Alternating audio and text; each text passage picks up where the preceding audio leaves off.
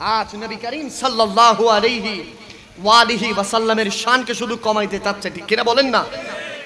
তার ধারাবাহিকতায় আমাদের দেশের কিছু মোল্লা মুন্সি যারা সম্প্রতি চাঁদ দেখার সাথে সাথে ইসলামী ফাউন্ডেশন থেকে যে বিবৃতি দিয়েছে আগামী 16 তারিখ যেই পবিত্র ঈদ মিলাদুন নবী উদযাপন হবে, সেখান থেকে ঈদ শব্দটা কাটিয়ে দিছে। নাউজুবিল্লাহ বল। যারা ধর্ম উপদেষ্টার ইসলামী ফাউন্ডেশনের ভিতরে আছে, এখানে কি হিন্দু আছে নি বাবা? বৌদ্ধ আছে, খ্রিস্টান আছে, উপজাতি আছে, সব কি মুসলমান? সব কি মুসলমান হওয়ার পরেও আবা কাবা সিরাত সুরাত সব ঠিক আছে। তো নবী করিম সাল্লাল্লাহু আলাইহি ওয়া আলিহি ওয়াসাল্লামের নূরানি শানে সে মিলাদুন নবী থেকে এই শব্দটা কাটিয়ে দিছে। আপনি মনে করতেছেন আমরা সবাই মনে হয় সফল? না না, সুর নাকের ডগায় চলে আসছে। কোথায়? নাকের ডগায় চলে আসছে। আমাদের পিঠ ঢাওয়ালে ঠেকে গেছে। এখনই সময় হুসাইনি জজবা নিয়ে, ইমানি চেতনা নিয়ে, সেই একাত্তরের চেতনাকে ভূমিকাকে সামনে রেখে, পটভূমিকে সামনে রেখে আর রাসূলুল্লাহর আত্মতের জন্য, নবীদের রিফাতের জন্য ইমানি জজবা নিয়ে ময়দানে নামার কথা বলেন, ঠিক কিনা? আজ পুরো গত 2 দিন পর্যন্ত সুন্নিদের আন্দোলনের কারণে, শুধুমাত্র ফেসবুকে লেখালেখির কারণে অবশেষে ইসলামী ফাউন্ডেশন বলে যে আমাদের ভুল হয়েছে। আসলে এটা সংযোজন করতে আমাদের যিনি টাইপিং মাস্টার আছে হেতের ভুল হয়ে গেছে। নাউজুবিল্লাহ বলেন।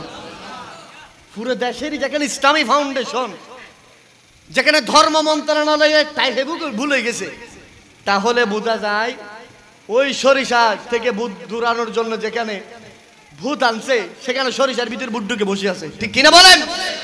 সেজন্য আমার যুবক ভাইয়েরা, আমার মুরব্বী বাবারা, কদমে বাবা হাত রেখে বলবো, আপনাদের কদমে মাথায় রেখে বলবো, তাড়াতাড়ি বিরাট লম্বা দাড়ি দেখে দূর দিলে চলবে, বিরাট ফাগরি দেখে দূর দিলে চলবে, বিরাট আবা কাবা সিরাত লেবাস দেখে দূর দিলে চলবে।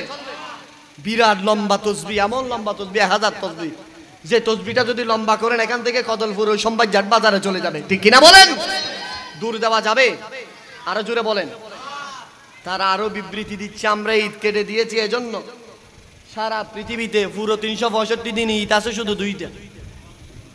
নাউজুবিল্লাহ, একটু জোরে বলেন না। আরবিতে আইন ইয়া দাল, 3টা শব্দ বাবা। কি 3টা শব্দ? এখানে অনেক আমার অনেক বাবারা আছেন, বলেন বাবা ঈদ মানে কি? বলেন সবাই তো পারেন দেখতেছি। ঈদ মানে কি? খুশি। বাংলায় খুশি, আরবিতে কি বলে? ঈদ বলে, আনন্দ বলে, ঠিক কিনা বলেন না? একটু বিয়াদবি মাফ করবেন, বহুদিন সন্তান হয় নাই, একজন বাবার প্রথম সন্তান হয়েছে, বাবা কি খুশি হয়নি? আরো জোরে বলেন।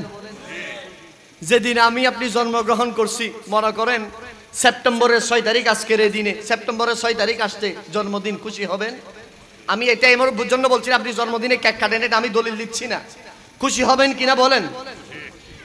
আপনার যেদিন বিবাহ হয়েছে, বাৎসরিক বিবাহ দিবস, খুশি হবেন?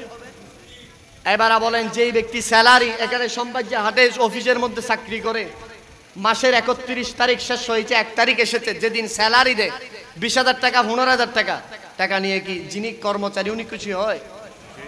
এটাও একটা ঈদ। সুবহানাল্লাহ। মুসলমানদের জন্য আরো বড় ঈদ কি জানে? আজকের এই জুমার দিনটা ঈদ। সুবহানাল্লাহ বলে।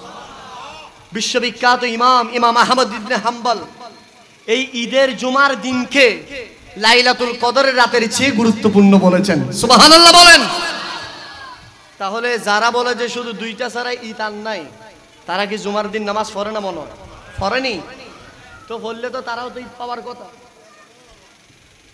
নিশ্চয়ই বোঝা যায় তারা মনে হয় জুমা পড়েন। আমরা একটু দোয়া করছি আল্লাহ যেন তারা জুমা পড়তে পারে, আমিন বলেন।